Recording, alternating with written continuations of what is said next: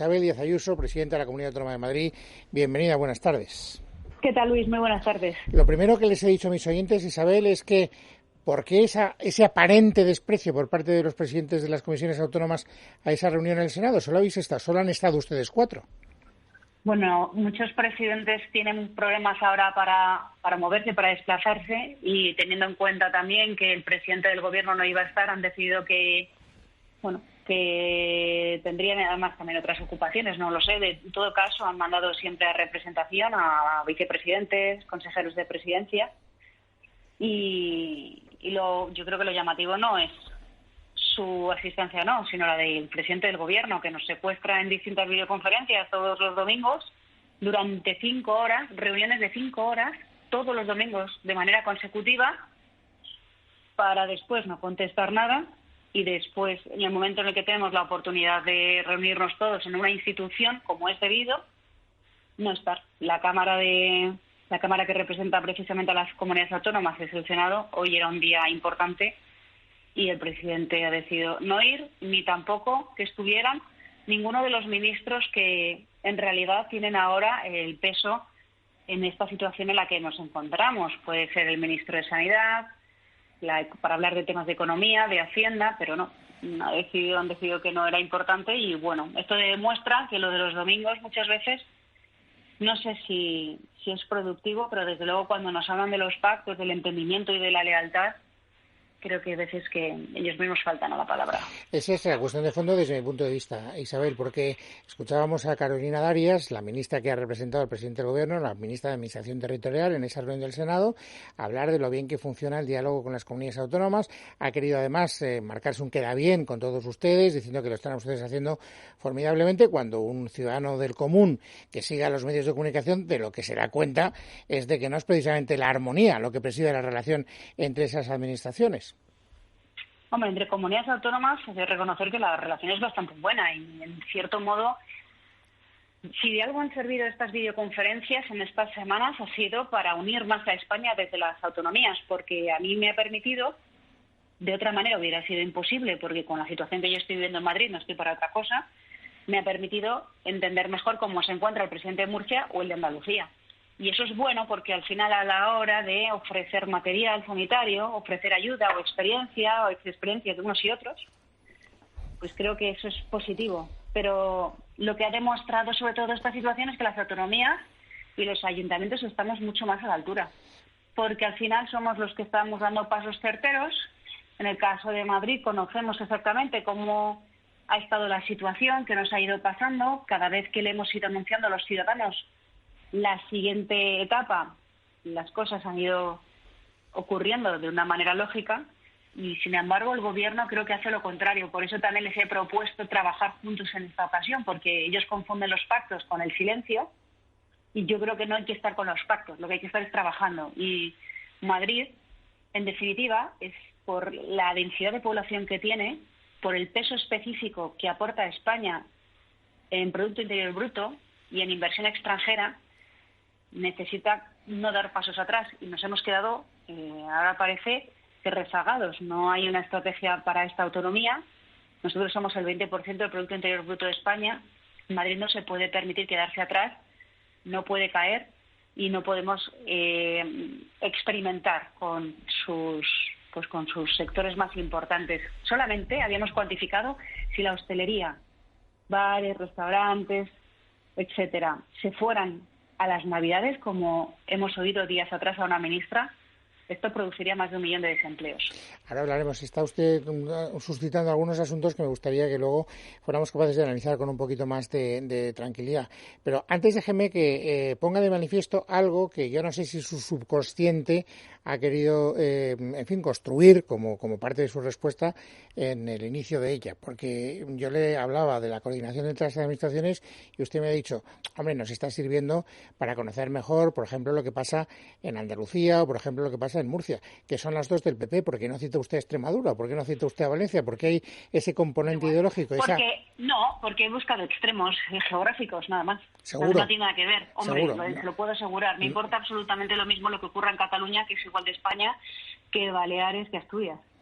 Bueno, vamos a ver, yendo a dos de las cuestiones que se han suscitado en su respuesta. Primero, y además lo ha dicho con toda claridad en el Senado, la soledad que ha vivido no como Isabel Díaz Ayuso, sino como presidente, por lo tanto representante de una comunidad autónoma tan importante en el conjunto de España como es Madrid. ¿Por qué esa soledad? Porque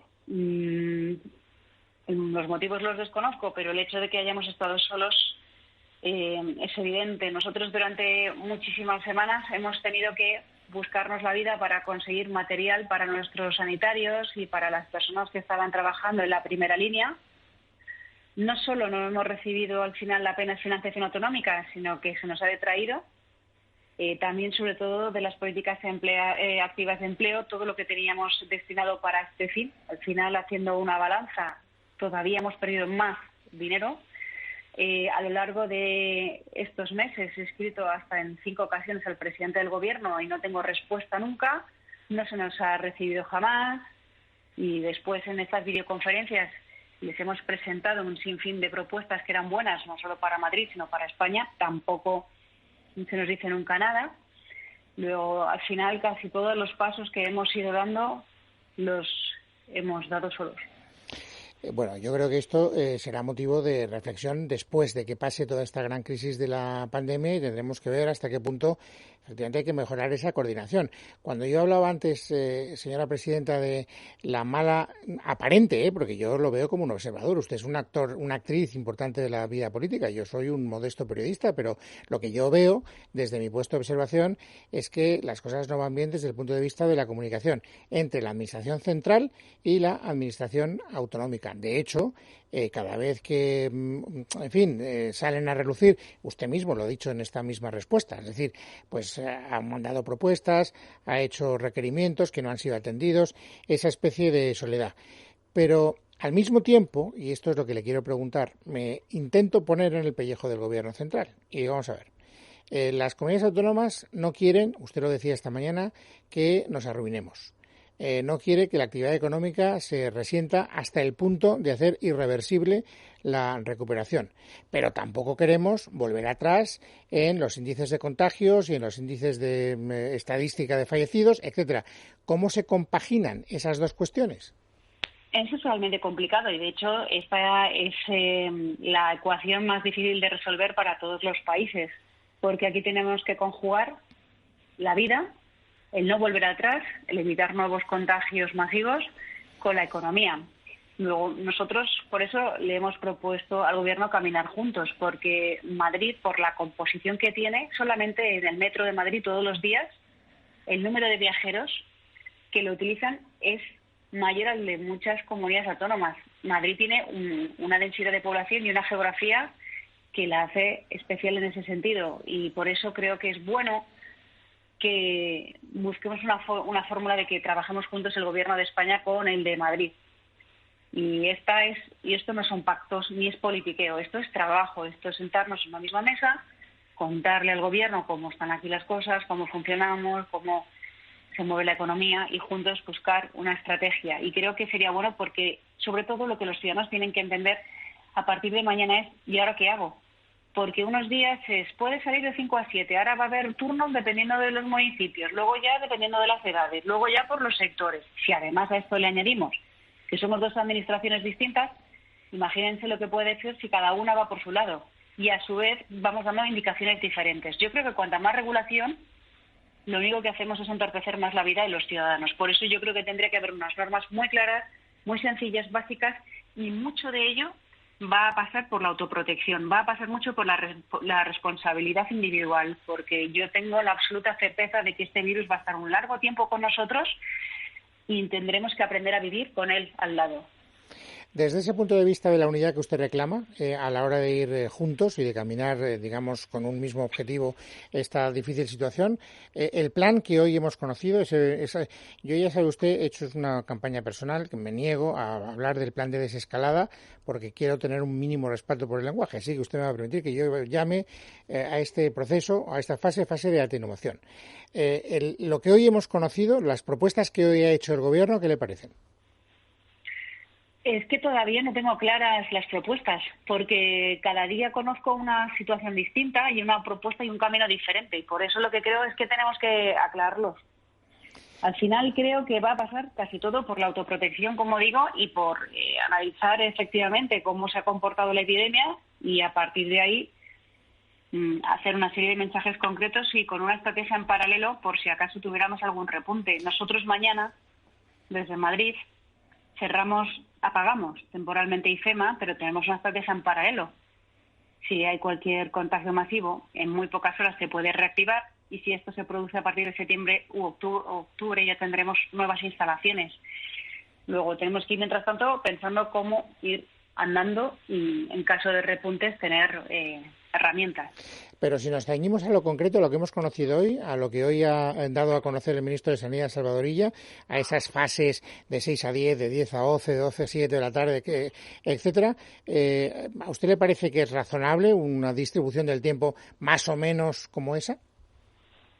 A mí no me parece ni bueno ni malo cada idea, porque al final esto se está convirtiendo en un mar de dudas. O sea, hay que tener en cuenta que yo he estado todo el día también, a su vez, alrededor de la otra reunión con el Senado. Pero lo que creo es que lo que hay que hacer es dar claridad con las ideas y saber si esto se basa en criterios de epidemia, en criterios políticos, y sobre todo lo que pido es que con Madrid no se haga un experimento. Si vamos a poder hacer deporte individual a partir del sábado y además vamos a tener un tramo para pasear, etcétera, ¿no sería más recomendable que Madrid se planteara abrir los parques, por ejemplo, para que ese ejercicio se pudiera hacer en términos más saludables? No voy a hacer valoraciones en ese sentido porque lo que quiero hacer es una estrategia. Vamos a ver, estamos nosotros analizando los sectores económicos distintos en Madrid, los pasos que tenemos que dar, hablar con el gobierno, ver cuáles son los suyos, ver cómo les parecen los nuestros y hacer una única estrategia en Madrid para dar en 7 direcciones distintas información inconexa que lo único que hace es enrevesar todavía más a la población, porque todo el mundo tiene una opinión. ¿Por qué voy a correr a unas horas? Hay comunidades autónomas que incluso han propuesto salir a hacer deporte al aire libre a unas horas determinadas, otras que, sin embargo, que no es mejor, otros que es mejor que salgan ya los mayores. Cada uno tiene una opinión, cada uno tiene un criterio y si estamos constantemente opinando, lo único que hacemos es ahondar más en el desconcierto. Luego no puedo opinar como un experto sanitario. Lo que quiero es opinar como un poco que cuando mezcle y combine los datos económicos con los sanitarios de pasos hacia adelante. Y por eso yo en estos días no me estoy pronunciando, porque lo único que hago es decir una cosa y luego desdecirme, que es lo que les está ocurriendo a muchos de los ministros. Resultado, todavía más incertidumbre. Por eso quiero hablar, que hablemos y que nosotros analicemos y transmitamos al Gobierno cómo se está comportando la Comunidad de Madrid en términos económicos, cuáles son las necesidades de los distintos sectores y hablar también con ellos. Porque ¿cómo voy a saber yo mejor que las personas que se dedican a la restauración cómo van a comportarse a partir de ahora los clientes? El mundo de la peluquería, pues si no se habla con ella, con el mundo de la peluquería será distinto, será muy difícil entender a su vez las peculiaridades que tienen. Entonces, nosotros estamos ahora mismo haciendo un trabajo soterrado, callado, en el que vamos analizando cada sector de la comunidad, cómo va, cómo evoluciona, preocupaciones, cuáles están más en riesgo, cuáles son más débiles, cuáles ya estaban más endeudados, cuáles tienen más capacidad de resistencia y con ellos salir con una estrategia clara, porque además hay un mando único. Luego, al final, lo que nosotros opinemos, si no va de la mano con lo que opina el Gobierno, de poco sirve. Usted ha sido una de las voces que ha hablado con más claridad a propósito de la necesidad, lo ha hecho varias veces en la entrevista que estamos manteniendo ahora, la necesidad de llegar a acuerdos con la Administración Central para caminar juntos, es decir, dialogar, hablar, consensuar. Pero usted preside un gobierno de coalición y a veces leo en los medios de comunicación que esa comunicación no es fluida dentro de su gobierno regional, señora Ayuso.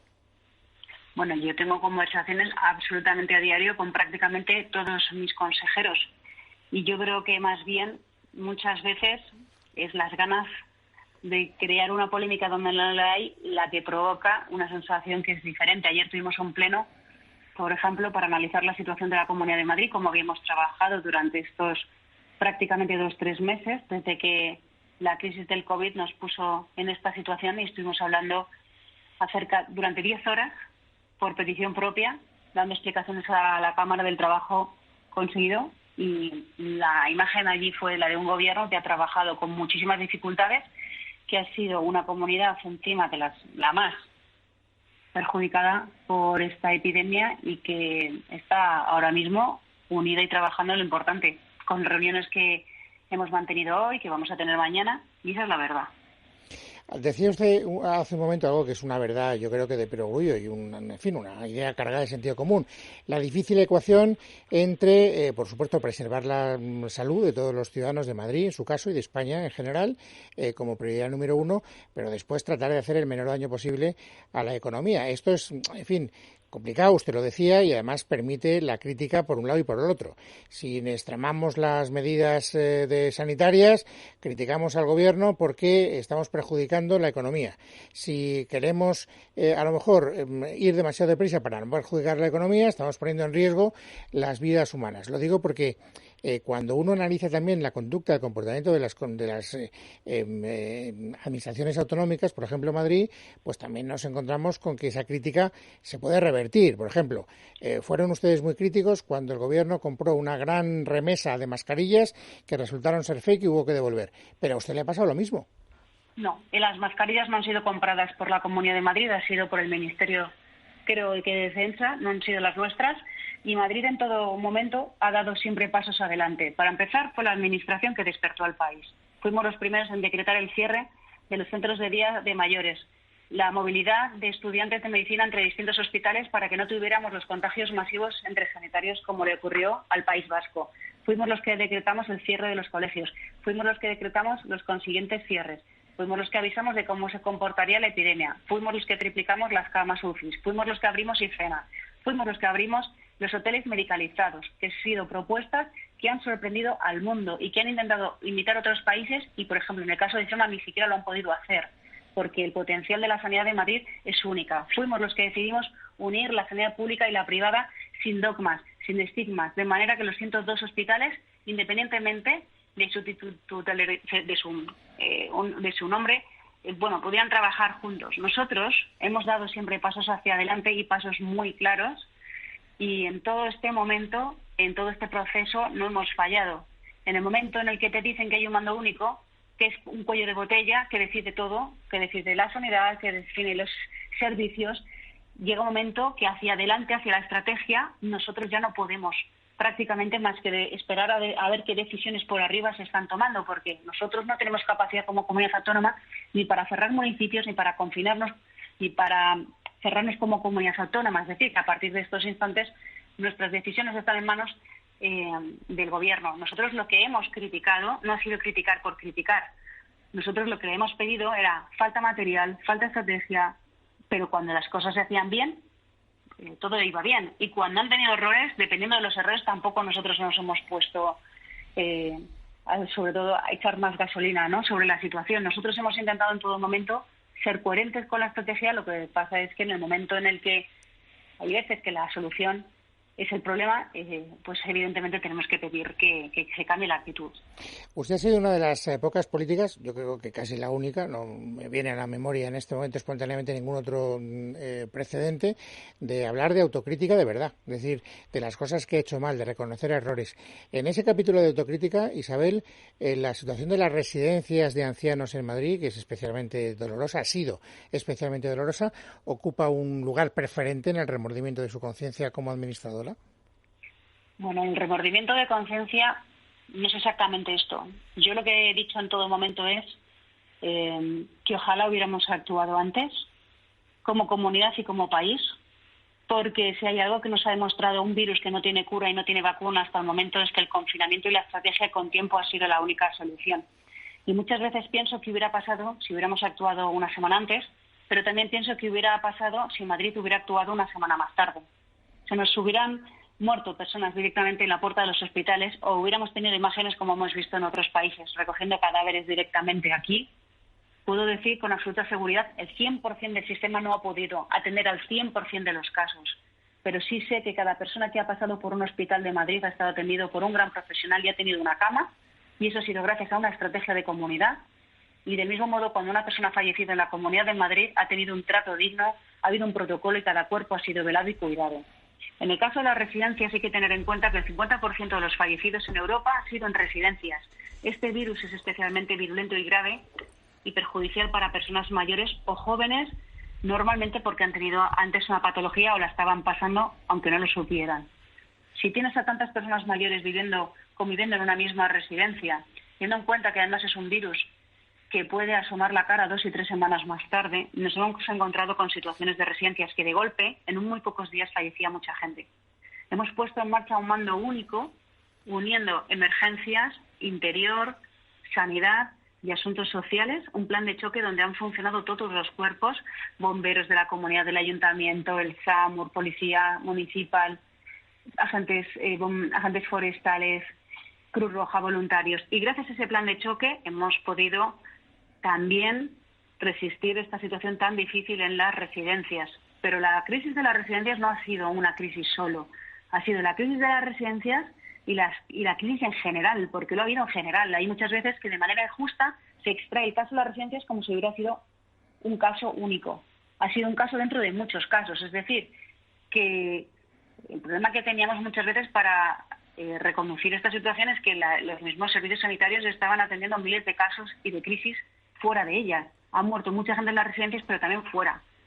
Y lo que hemos hecho en el momento en el que hemos podido es crear un mando único en el que cómo íbamos a saber antes que los bomberos de la Comunidad de Madrid, por ejemplo, podían actuar. Lo hemos sabido en el momento en el que la población ya llevaba confinada 10-15 días y sabíamos que teníamos recursos disponibles porque en ese momento ya bajaron las emergencias a su vez. Es decir, la Comunidad de Madrid no ha parado en ningún momento, se ha estado reinventando paso a paso y ahora lo de las residencias pues funciona bastante mejor. Las han enseñado a trabajar de otra manera para intentar evitar contagios, lo que no quita que habrá en el futuro porque este virus va a seguir un tiempo. Y por eso yo sé un poco claro que podemos...